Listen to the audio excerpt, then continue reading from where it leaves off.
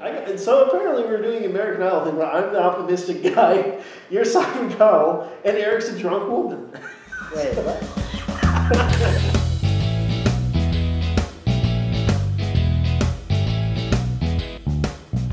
Howdy, viewers, again.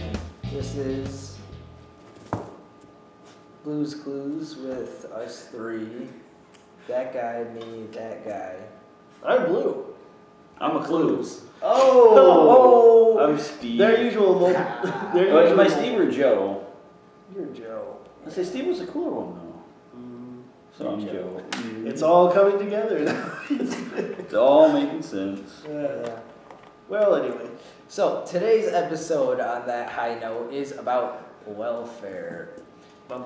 Do we agree with it? What's its qualities?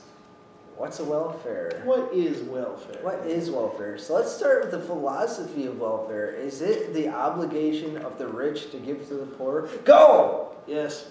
Go! Depending on the circumstances. It was yes or no only, Tyler. That's why. Guess what? I'm breaking the rules. I'm saying maybe. You're a maverick. In my opinion, let me clarify that answer. Yeah.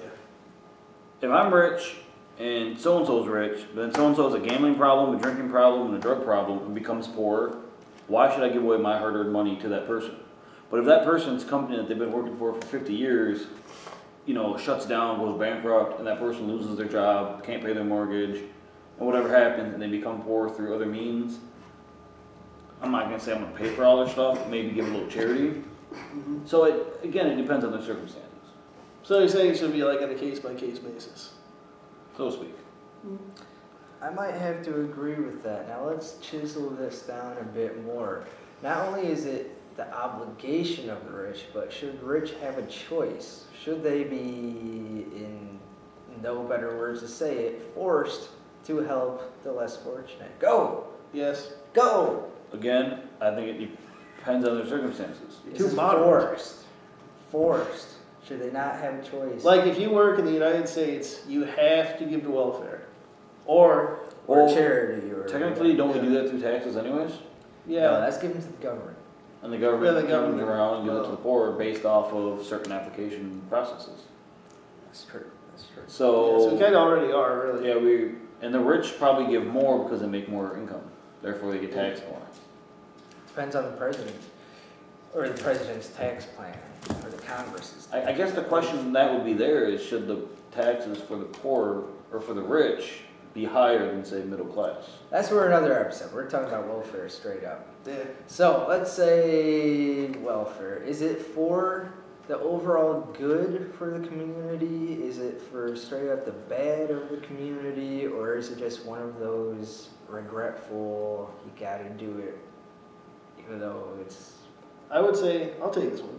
In a perfect world, everyone would be employed, and every job that they would have would make them happy and satisfied and not overwork them. And they would have enough money to pay for their own housing, medical, and all this stuff without needing any government assistance. In a perfect world. But again, this is Earth. Yes. All right, in a perfect society, whatever. Let's narrow it down. In a perfect country, state, city, whatever, you wouldn't need any welfare because everyone would have jobs they would want to do, and that they would have jobs available for one, and the jobs would pay enough. Sadly, it's not the case. You have some people who fall upon hard times, even who may have a good job, or can't afford health insurance or whatever. So I think it is kind of a necessity. There was a quote I remember reading somewhere. I don't know who, I don't know when, and I'm probably going to screw up the quote, but it said that a country can only be judged by how it treats the poorest of its people. And that kind of stuck with me. I was like, But that's my thoughts. In my opinion on welfare, I think it's good to have for those who need it temporarily. Like in Michigan, a lot of people got laid off from GM, a lot of car dealerships, manufacturer companies did get shut down or whatever because of, just, it's the times, Mm-hmm. But for those people who rely on it and figure, I can be on unemployment, or I can, gyp the government for, 8-10 years. I think those people are the ones that give it a bad name. For those who like, oh, I'm between jobs right now, I need food to feed my kids. To me, them who use it for 6 months to a year, whatever the case may be, I think those people, there should be something for them who actually, so to speak, earned it. But those people who just think, oh, I'll work a dead-end job purposely because I can get cash assistance and food assistance from the government and they can pay half my mortgage.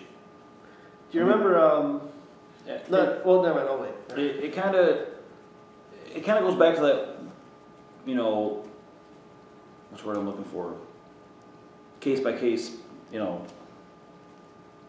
Yeah.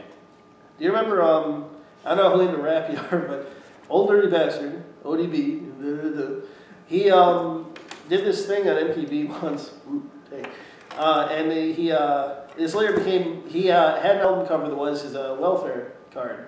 ODB, guy who makes money off recordings, fairly wealthy dude at the time, managed to get money from welfare. And he had MTV follow around the camera crew. He's like, I'm going to get my welfare check.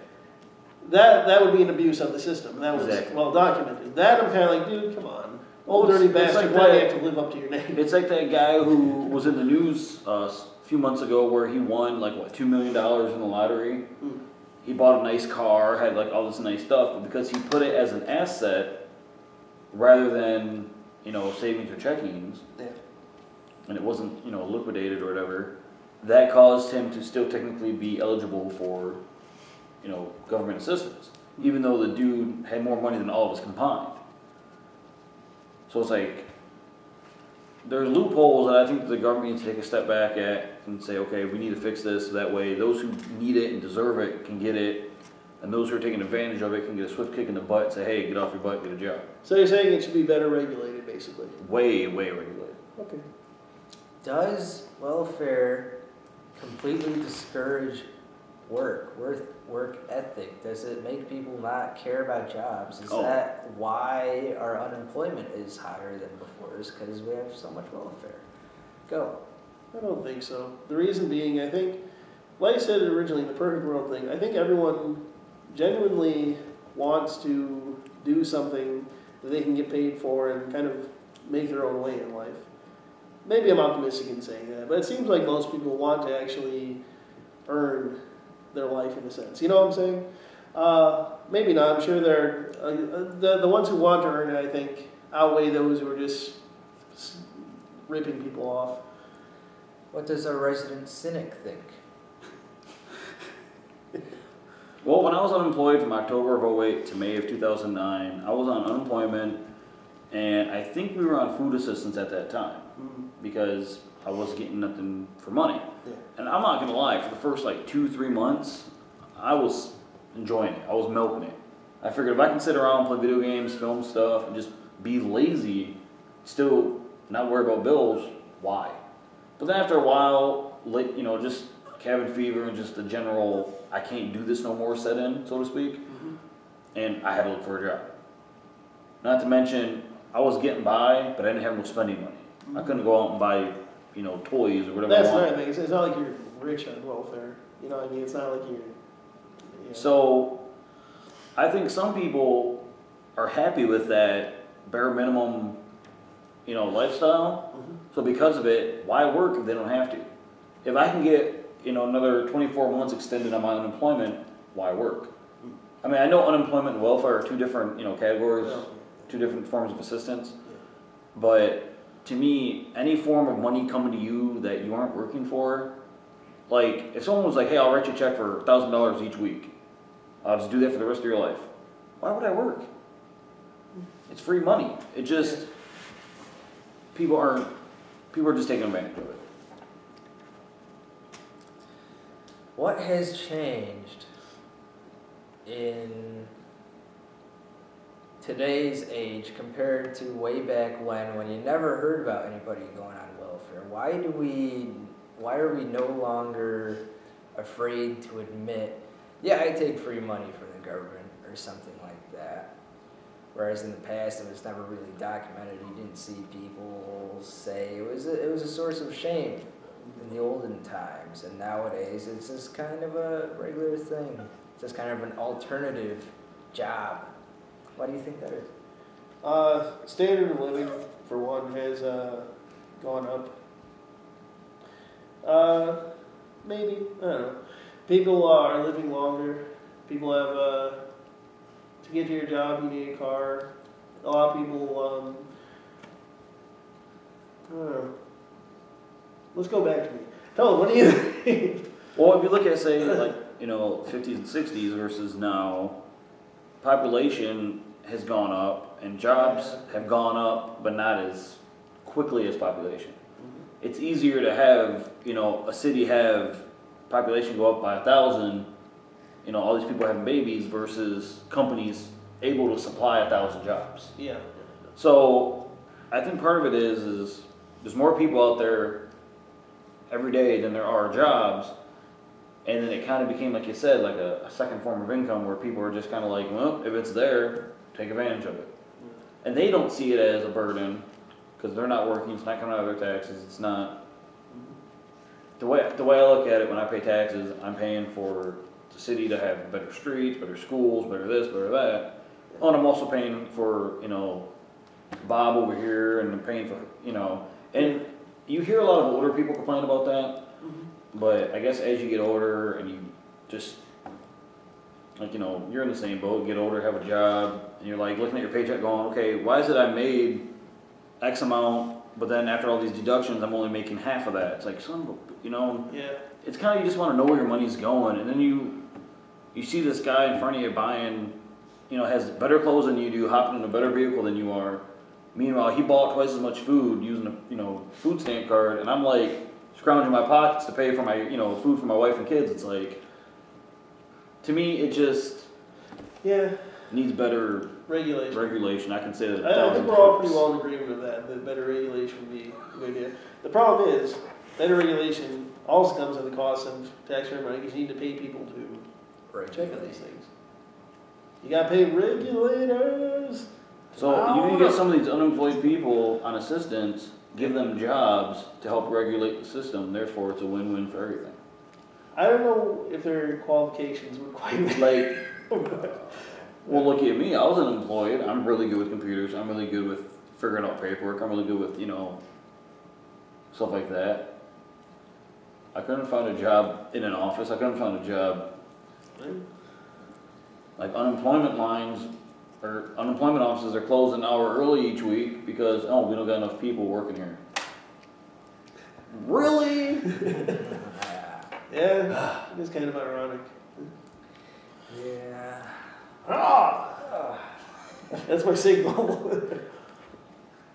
Looks like it's getting to be a bit of a long episode. Ramp it up, B. Ramp it. So that was our episode on Tyler's autobiography. His innermost thoughts on Tyler's. Can I make one more? It's your show. Go on. One thing I would say, which a lot of people who view this can leave comments and their opinion, which I really hope you do. He's about to say something super racist. Yes. No. I think the government should be able to go to someone's house. Say, for example, you're on welfare, you're getting food assistance, whatever. They shouldn't send you a letter saying, Friday between 2 and 5. They should just randomly show up whenever they want at your job or at your home. So you're up for a secret police force. And say, pee in this cup. If you fail a drug test, you're cut off instantly. Because why is it that you can afford drugs, but you can't afford food? Now I understand medical marijuana, totally different case. Yeah. And some people are like, I smoke marijuana because my back hurts and my doctor won't give me a prescription. That's between you and your doctor and the pistol. Well, what if I need medical meth? All I'm saying is, if the whole entire state did a random drug test right now, and whoever was on it, on food assistance and failed a drug test, I think should be cut off. Alright, fair enough. That would save the state so much freaking money. Alright. We should do a part 2 on this. I like it. Last follow-up episode, I agree. Yes. Alright, let's say in 10 years when they actually do this and statistics are out, I want you to say one number. What percentage of people do you think will be on drugs and welfare? At the same time? Yes. At the end of this year? Sure.